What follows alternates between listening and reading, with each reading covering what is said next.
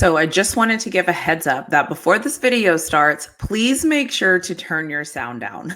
So all of these episodes were filmed a long time ago, and this episode that you're about to hear about the Miami Dolphins actually was filmed about 4 hours before I got my new mic because my old mic had broken and I did not realize the sound was up super loud. So as you are watching this episode, this is just a reminder to turn your volume down because I am very loud and I'm very close to the microphone. So I just want to apologize to Curtis because he was amazing and he came and he did phenomenal in this episode. But then you have me who's like yelling back at him. And my intention was not to sound like I'm yelling, but it definitely sounds like I'm yelling because my microphone was too close. So before you watch this episode, please turn your volume down because I am very loud and I have tried to edit this video. I've tried to turn the sound down. I will be honest, I even paid for like an Adobe account to like run the interview through there and adjust the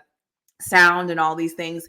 That was a fail. So I was not able to do that correctly. So what I am doing is I am releasing this conversation because I think it's a great conversation. But just remember that I am going to be extremely loud in this conversation. So I want to apologize for that before it starts. So this is just a gentle reminder to turn the sound down because I am going to come across very loud and it is very obnoxious. So this is just a gentle heads up. This is just a reminder just to let you know that yes, it is my fault. The mic was brand new. I think this was filmed like May 9th, if I'm not mistaken. So it was more than a month ago. So just bear with me. I'm sorry for being loud, but this is your warning one last time that before this episode gets to the beginning, before you start watching this, please make sure to turn down your microphone because I am extremely loud and I apologize for that. Hopefully this will be one of the last few where my sound is not very good. But I think it's funny because you can kind of tell how I interviewed and when I interviewed certain people based on the mic, based on my sound, and based off what I was doing. You can kind of tell who was first and who was second. So anyways, again, gentle reminder, please make sure that you turn your sound down before this interview starts. And I hope that you enjoy this conversation with me and Curtis.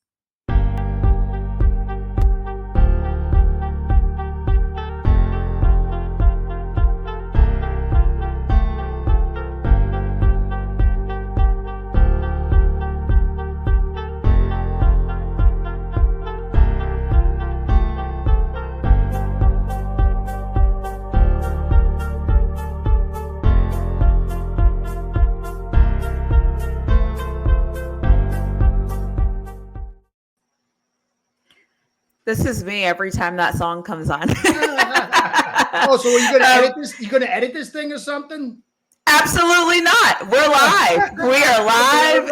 Let it roll. Yeah, I'm like, you know what? One thing about me, I'm going to keep it real. So no matter how good, great it is, we're going with it. We're real humans around here. That's it. Left. That it is.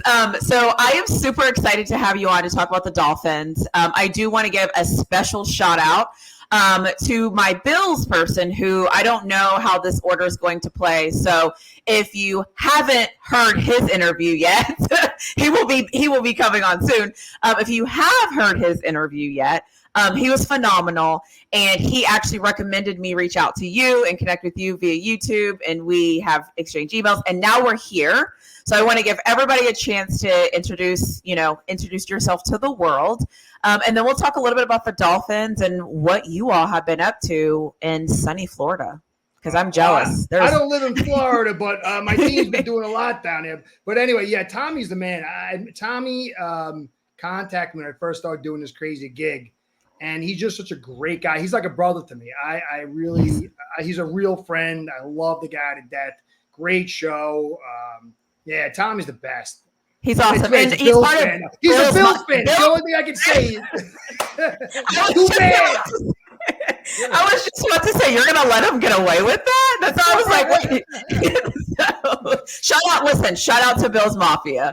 So yeah, they've been great. Yeah, they've been great. I do Bill. Yeah. I cover the Bills too. I cover all the teams as well, and they've been phenomenal. Too bad they're Bills fans though too, right? I love that. Have it all. Yeah, you can't be perfect. We're human. We can't be perfect. So tell us a little bit about you. What you do when you cover the Dolphins. Like, what do you mean? Who are you? Where do you come from? Tell us where that accent is coming from. It's a screwed up accent that I can't get rid of. I took elocution classes and I still can't get rid of it. Got a little bit of Boston in it, got a little bit of New York and some other twang stuff because I got family members from Florida. I'm from Long Island, which is Nice. it's an amalgamation of accents. And my Love family's it. from the boroughs. I got a little Brooklyn in there. I got a little all kinds of stuff. Well, I hear you loud and clear. I hear you loud and clear. Mumbles. They call me Mumbles. Anyway, that's awesome. In the 70s, the Dolphins were the thing. They had the perfect season. My family was from Tampa. It migrated up because, you know, how everybody, if the one part of the family's doing well, everyone wants to get on board. And I had two cousins. I went downstairs, the dark, cool den that they had. They were watching Dallas Cowboys versus the Dolphins. I had one cousin who used to spit in my face. He was a real jerk. He liked the Cowboys. And the cool one, the guy who I looked up to, who loved the Dolphins, I said, all right, I'm a Dolphins fan. That was 1978, so I'm old. Okay. So I played football. They played football. I played football. I played up until like junior college. I kind of stopped after high school. I didn't like there was like a game, you know, it really wasn't about talent where I was from. There was a lot of politics and stuff. But then I remember how much I loved it. I walked on as in a junior college, a pretty prestigious junior college. I played there a little bit. And then I just started doing a little coaching, studied it ever since. And I think it was over the last 10 years, I decided to really study the game. And someone had asked me to do Finn's News, write articles for them. And then I really started studying it even more. I started doing some YouTube break the film breakdowns. And then somebody contacted me and said, hey, that's all right. You do a pretty good job. You want to do like YouTube? And I'm like, what? No, I told my wife, and my wife's like, yes. So I came back and said, yes, I want to do it. And I love it though. Now I just don't like the cameras. I really don't like being in front. I think there's a level of narcissism that can get driven through the camera. And I prefer, I want to be a writer. I always wanted to be a writer. Okay. Or a comic book artist. But my wife told me I have to do it. I do enjoy it. It's better than what I was doing before. So I guess I'm going to do the narcissism thing. And I'm going to look at my ugly mug, my monkey mug, and say what I got to say, you know? It is weird. I will be honest, even when I'm doing these interviews, I try very hard to not look at my side. I try very hard to look, because it's like, you start looking at yourself and all of a sudden you're kind of like, wait, is it, you know, so I'm always, but you're right. It's hard to not look at yourself because you want to just stare at yourself and make sure. It's like you have one vision of yourself. I remember when I started doing this, I'm like, I kept remembering myself being 28. I'm like, wait, I don't got no hair. I got wrinkles. My face is like a pumpkin. What happened? Yeah. I'm like that some days with my face. I'm like, man, I thought my face looked good before I went on camera. And then when I see the replay, I'm like, oh. But here we are. I am super. Oh, go ahead. No. I was going to say that's what I do now. I cover the Dolphins. I try to cover it not as a fan so much because everybody does that, you know. Yeah. The whole team could blow up in a plane and somebody come out and say, well, this is good news because that means we get all new draft picks, you know. It's like, I can't stand that stuff. I try to be realistic. I try to cover it like from a scientific, like the old, I don't know if you are a big time football player, but back in the day when the old people, we watch HBO Inside the NFL. And they were I remember that. Oh, you're older than I thought. So some of my favorite football moments, I feel like were captured on shows like that. I feel like back in the day, because there wasn't YouTube, there wasn't all of these other things, that's how you had to learn. And for me, obviously I wasn't using Google either. So I would hear a term and I'm like, I don't know what that means. But if you watched a couple of shows, you could kind of context clues it and kind of put it together. I hear you. I hear you. Listen, black don't crack, okay? They were so classy. They would get a little bit of drama, but most of it was like, let's talk strictly football. Yeah, you know? Yeah. I miss that. Now it's all stupidity for the most part. I really don't like most stuff because I feel like my grandma would make me watch soap operas as a kid, like The Young and the Restless and The Brave and the Bold, or the Bold and the, whatever. I don't know. But it felt like that's what it had become. ESPN kind of turned us towards that. And I don't like that so much. So I try to be fair, I try to be fair and really try to break down the football stuff. So that's what I do. I love it. And I just want to say, breaking news, what you just said is exactly why I wanted to do this, is because I think that when you talk to fans, I call it fans that are like into their teams, because I think there's a surface level, right? Where you're like, I just want us to win. I don't know anybody, but I just want us to win. And it's like, okay, but like, let's get into the details, like, okay, who's playing what position? Who's our second string guy? Everybody knows the guy, but like, I want to know the other guys. Who's the player behind the player?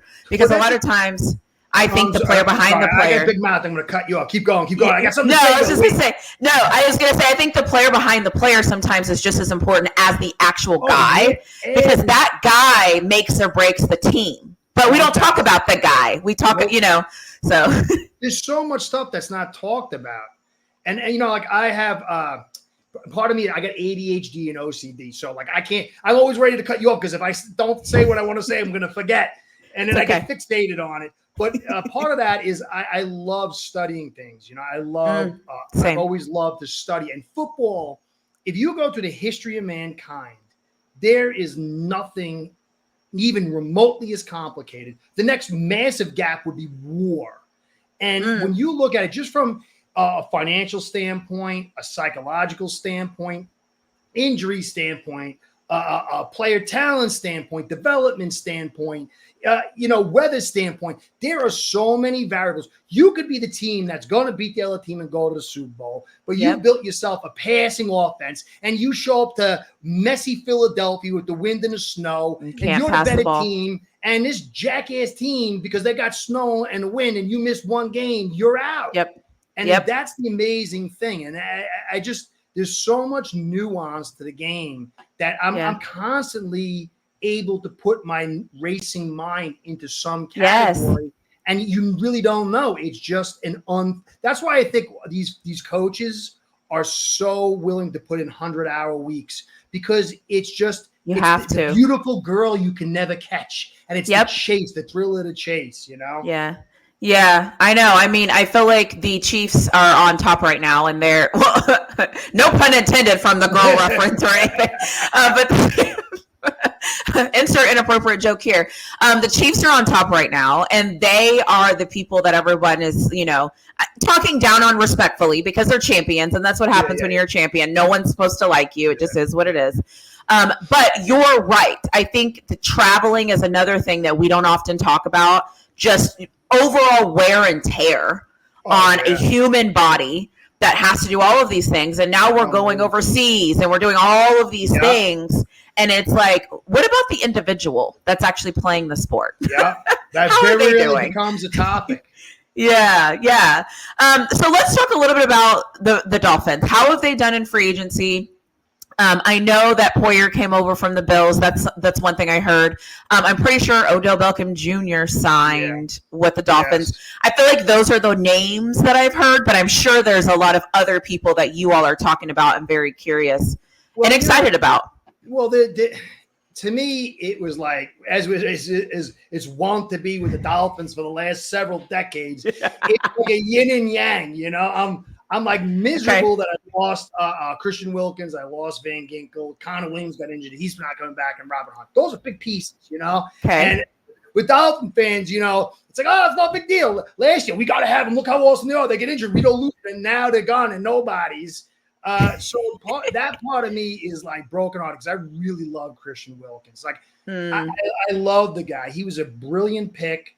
I loved how cheap he was. I'm cheap. I love cheap. I love hardworking. I loved his character, his background, his enthusiasm. Grabbing a towel of Josh Allen was always a good thing to do.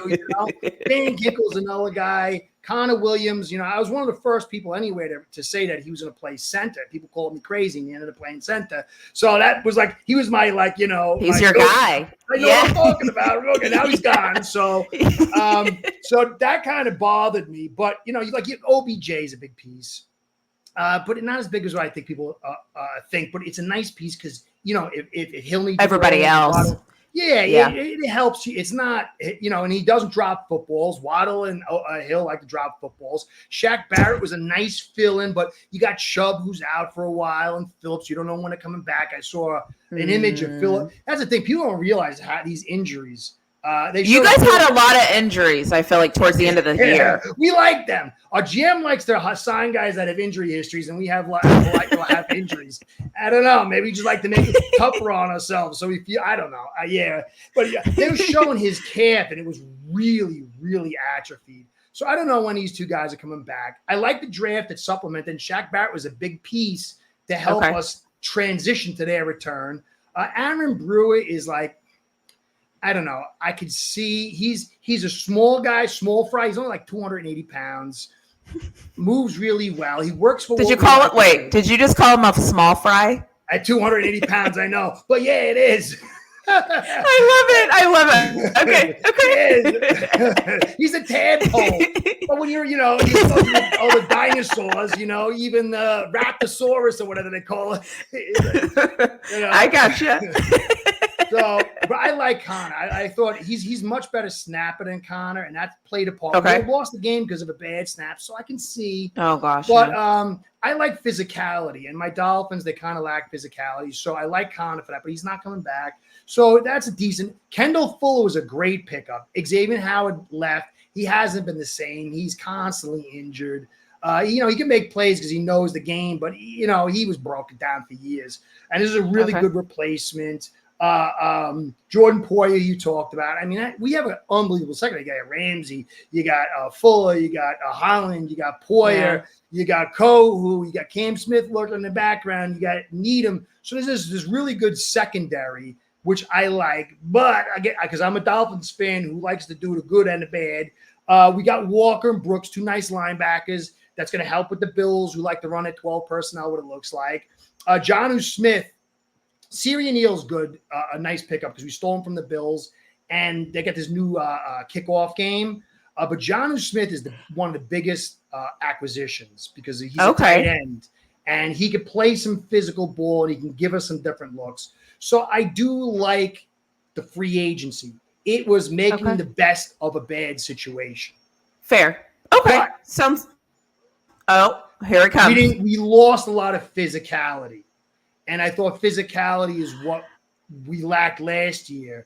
And so we added more skills and more talent, but that's what we were strong in last year. So I'm not certain how it's going to play out. So I have a question then. How do Dolphins fans like the head coach? Most Dolphin fans love him because he's like them. Okay, that makes sense. So he's relatable. They see themselves in him. He's if relatable. He screws up, they're going to be like, oh, he sucks. But what I've noticed is it's not to dismiss him. But Flores, I like Flores. I'm not saying he did well, but that personality is what I grew up with. I got hit in the head by my coaches, and they would say, son, I like that kind of guy. McDaniels, I like him in some ways, but most Dolphin fans never played the game, and they don't want the warrior. They want them. They want that. Yeah. Gosh, that's hard. I was going to give a scenario there, but I'm going to let it lie because I'm a Colorado Buffaloes person right now with Coach Prime, and there's a lot of similarities to what you're saying. It's like sometimes we're not willing to give the coach what the criticism he needs because we like him. And we like him as a human and we like him as a man and all that. That's great. But sometimes it's let's go, and as a Steelers fan, that's what I love about Mike Tomlin. I know Tomlin's going to get in there and do what he needs to do. And he's still a player's coach. But don't get it twisted. We didn't want him. He was too hip hop. Is that what a mistake that was. Too hip hop for us. Oh gosh. We like whatever. Anyway. Yeah. So tell me about the draft. How do you think the draft went for you all? Were you excited about anybody? Was anybody your first round pick was an edge? I think Chop Robinson. Penn State? Yeah. Penn State. I think so. Yeah, Penn State. Okay. I remember. I'm not a college. Yeah, let me pull I it don't up. have time to start at college. I know what it was. It was your 5th round pick was from Colorado State, the edge Yeah. from Colorado State. That's who it was. Kamara. Yeah, because I got to watch him play against Colorado last year. I think I think he has a good motor. He has the physicality you said that you all are needing, and he seems very. He kind of lost his cool at some point, but it's a rivalry, so I don't mind that kind of thing. But he seems, guys that can just like make a play, that kind of know. I don't know what it's called, but yeah. I feel like he has really good instincts. So I was curious to know, like, if I know as of this recording, the schedule is not out, although things are releasing slowly. Have you all had rookie minicamp yet? I think it's starting. I don't really, honestly, I don't pay attention until it's. I'm too busy studying film from last year. I'm trying to study concepts. What did you see him in shorts? Look at the height of his. They were talking about what's his face, the Cardinals, Marvin Harrison Jr. Like, did you see how high his knees were rising? I'm like, what? Oh, this guy looks special. His knees were going so high. I'm like, oh man, I didn't pay somebody saw him on I can't remember who it was. Somebody saw somebody on like a drill, like on Matt's drill, and they were like, you see how strong he was when he was moving the mat, and I was like, Hall of Fame. I could tell just by the drill. I'm like, he better be strong when he's moving the mat. So anyway, so I took note of him, and I think. So let me give you my thoughts on the draft, since that's not really your thing. So when I reviewed who you all picked up, I was thinking of the injuries that I saw. Obviously, I'm not a huge Dolphins fan, so obviously you're way more than I do. Fan, right? But a couple of things. But yeah, Steelers fan. But a couple of things I noticed is you guys picked up a couple people that I actually watched play. Being a Colorado fan, I was able to see them, and then for some reason, I'm also a Texas fan, and so I watched a couple of guys. So I think you guys, the offensive tackle from Houston, I watched him play against Murphy and Sweat. Paul. Yeah, so I saw. So, anyways, my point is like I think you guys had a solid draft, knowing now what you've told me before. So it'll be interesting to see how these guys kind of plug in. I think you got some physical guys. I think you got some guys that know how to go after the quarterback, which is good. And I think you got some guys that know how to make some plays. And So I don't know. Guys. Yeah. I think. Yeah. I think it'll be fine. I'll be watching the guy from Colorado State because, like I said, he looked good, and I feel like he looked good all year. So. Anyways, so no, keep going. See, you want more? Yeah. I like Kamara. Greer got Van Ginkel in the 5th round, and he got Kamara in the 5th round. And he has a tendency to do good with these D-edge players late in the draft. It kind of follows suit. And I think he's going to do well. Chop Robinson, I don't know if he's going to be what people think he's going to be, but he's certainly going to be a useful player. I think they wanted somebody else. They were trying to trade up to get the tackle. They missed him. They tried to trade to get Guyton in the second round, in the first round, out of the second round. But I like that. Patrick Paul, I like that we need offensive lines. Our biggest weakness. I'm not certain of his ability to bend. Huge physically. He's top heavy with thin legs. But overall, I thought the draft really got good grades, and I thought they found guys who were very talented. But it's Patrick Paul. If he comes through, it's going to be huge for us. But you got Phillips, you got Chubb, and you got Robinson and Kamara. So it's kind of like you're overloading that one position, which I understand because you want to transition, But then you got somebody's got to go. You spent a big pick on EZ a couple of years ago, and now you got Washington. Added 2 Washingtons, Taj Washington. And I like the guy Malik Washington. I was studying him out. He's a physical freak as a receiver. So, yeah, I think he did pretty good. But I don't know if they got the physical part. Yeah. Well, and I don't know if Interior. Yeah, I was just going to say that. And I don't know. Yeah, you're right. And I think for the division, it'll be interesting to see what happens. Oh, so would you say your biggest concern would be the physicality, or do you have another concern? Well, we like to run outside zone, and we like to pass the football. Okay. I studied trend cycles, and if you remember Brady and Manning cried to the league, "They're holding my receivers" in like 2004, and so they started adjusting the rules, and it became Ball League.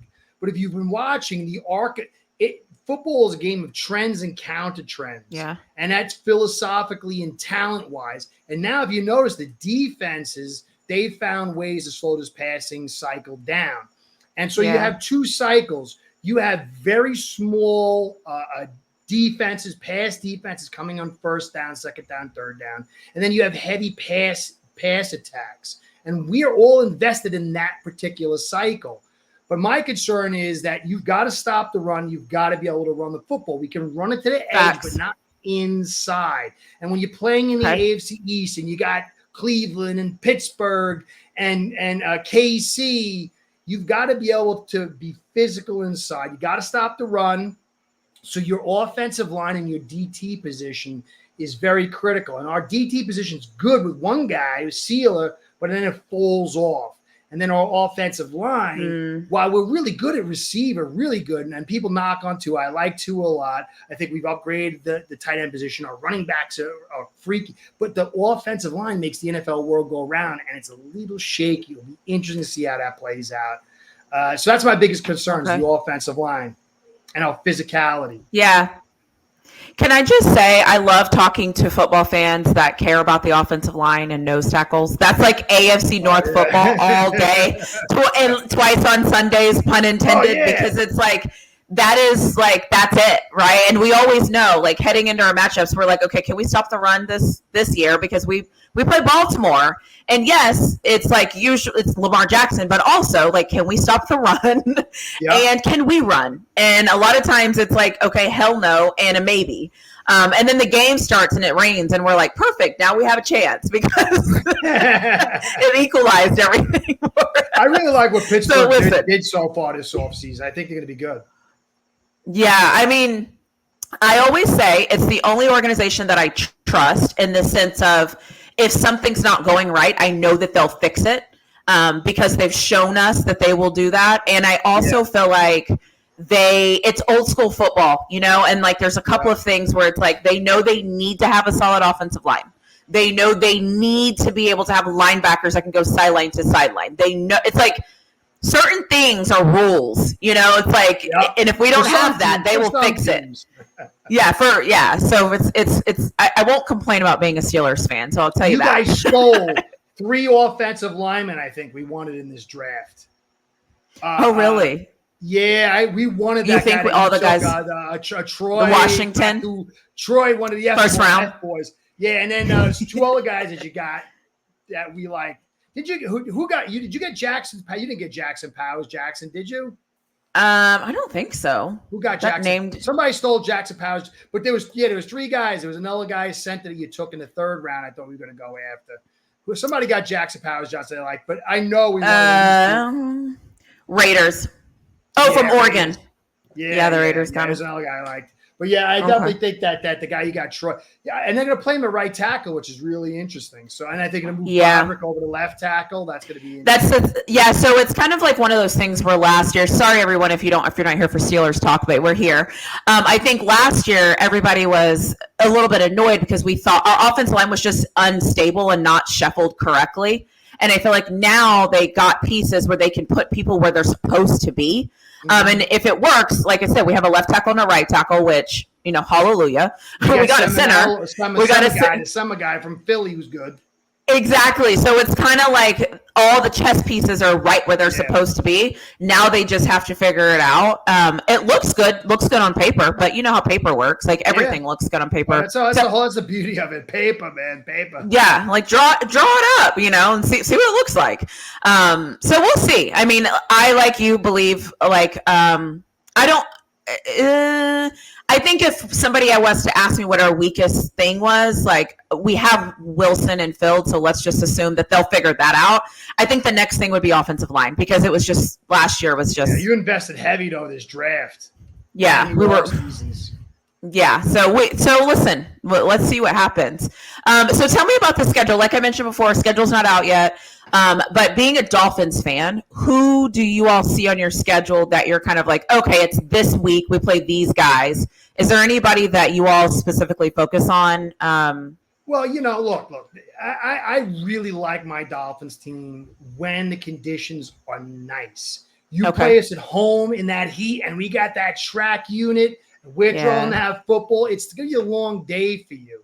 And I'm a little concerned about it, like the Titans. They're going to be, there's some tough teams out there. Yeah. The Jets, obviously, they Aaron Rodgers division. Yeah. But to me, it's not so much the team as much as the conditions. Interesting. And okay. I think the biggest concern for me is it's been 3 years that the last game of the season has been in Miami. And so I'm very concerned that this year it's going to be away. And that doesn't bode well for us, because I do believe the Dolphins are going to go between 9 and 12 wins, depending on how everything plays out. And I think that's really good. I think the Dolphins, if they can get 10, 11, 12 in this division, if it's as tough as I think, it's going to be phenomenal. And then you get the playoffs, you win your one game, and then next year. But it's that last 2 weeks is where I think that the season is going to come down to. And I got a very big sneaky suspicion, because I think it's 2020. We went up to Buffalo. It was the last year we were on the road. And so we've been home all these years. I think it's going to be an on the road against the Jets or on the roads against the Bills. And that's what I got my eyes on, because I think the Dolphins are talented enough to bounce out unless they get some major injuries on this offensive line. Yeah.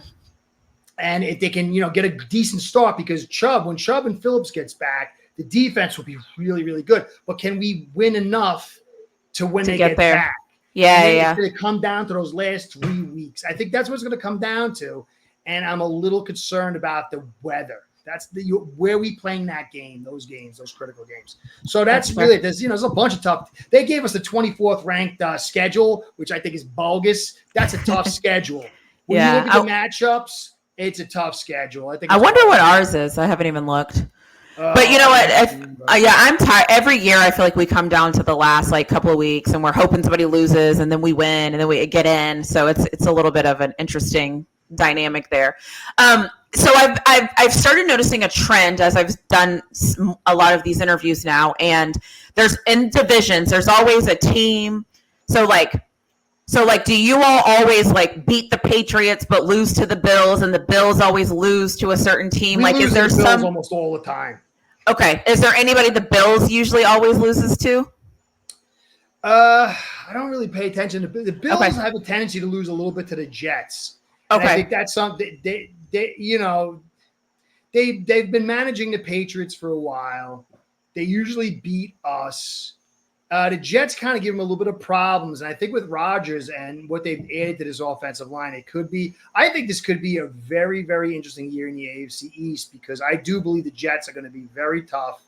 I don't. Whoever's going to win that away game against those opponents, I think is going to have major cred as far as taking things. And I don't think the Bills, Dolphins, or the Jets, any of them are going to run away with it. It's going to come down to all these little things that build up. And so the Dolphins have been beating the Jets up for quite some time, but they haven't had an offense or a team, anything. Yeah. I mean, they had the defense. That's it. But so this is going to be very, very interesting. One team's going to get left out. I mean, either you're the Bills and you're taking a major step back, which is or you're the Jets and you're going all in on Rodgers, and 2 years in a row you get or you're the Dolphins and you're supposed to be flying high, and now all of a sudden the Sunshine Boys are gone and you're getting booed out. How do you know it?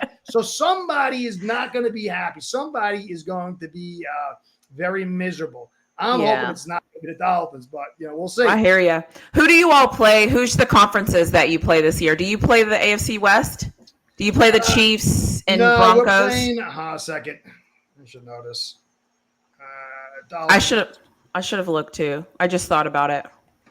Hold on a second. I went over. I did a whole podcast, but I'm old. My memory's no good.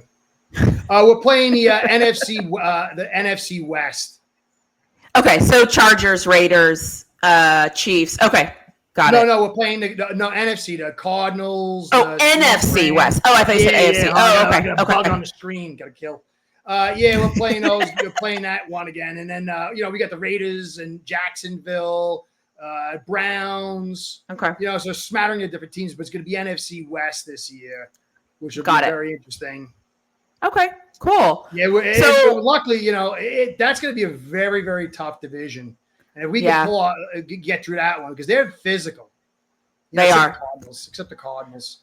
So but you know what? You know how this NFL goes, though. It's like there's always one team every year, or maybe like a couple of teams every year that kind of rise up, and you're like, where the hell did they come from? Yeah, they did everything right, everything's working. All the draft picks they got last year seem to be working this year. You know what I mean? It's just like everything's clicking, and you're like, oh, we didn't think about them.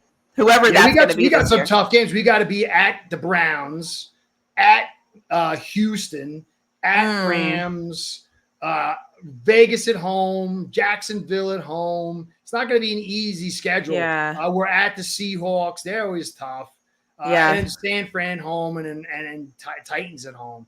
It's a very physical orient. That's the thing is we're like Bruce Lee, we're bouncing all around, moving on, and it's like, like, can we keep dodging before the knockout blow comes? There's a lot of physical teams. So to me, it's Dolphins a very intriguing team because they've taken a very avant-garde approach. Yeah. So, it's like what is the Mike Tyson thing? Everybody has a plan until you get punched in the face. So true. So true. Awesome. Well, is there anything else you'd like us to know, like just about the Dolphins, being a Dolphins fan, anything to keep an eye out on? Obviously, as schedule releases, I feel like there's always something that comes on in the schedule that you don't realize it's a thing until you see the schedule and you're like, holy crap, this is now a thing because of where it's being played or whatever they decide to do, because the NFL does weird things to me. How are you feeling overall? You feel like it will be a good year? You're pretty excited, it seems, but is there anything else that you'd like to let us know? I'm excited about the potential, but I've been taught since the Pee-wees, control the A and B gap. I play chess. Chess is an extrapolation, or football is an extrapolation out of football out of chess, and you got to control those center squares. So I'm excited because of all the talent, but this is not how I build my team. I'm very concerned about the physicality, but I also say, you know what? The game changes. It's about movement. It's about space. It's about speed. So half of me is like, how are we going to get through this with this offensive line? And the other half of me is like, hey, look what we did last year. You added OBJ and all this stuff. So can we be Bruce Lee against? It's like Spider-Man versus the Incredible Hulk. You know what I mean? Can we do this? It'll be very, I don't know. I'm waiting to see. But to be a Dolphins fan, it's like you're Richie Rich. You were Richie Rich. You were like the glory boys. Everybody wanted to be the Dolphins fans. And then you're like, laughing at the Jets, you're laughing at the Patriots, you're laughing at all these other teams. And now you've been living in the barrio, drinking Kool-Aid and being with the roaches for decades. And it's like, oh my Lord. Yeah. It's hard. What is that saying? Heavy is the head that wears the crown. Yeah. It's like, and let's be honest. I think historically everyone is like, you don't want to play the Dolphins at home because, like you said, everything works.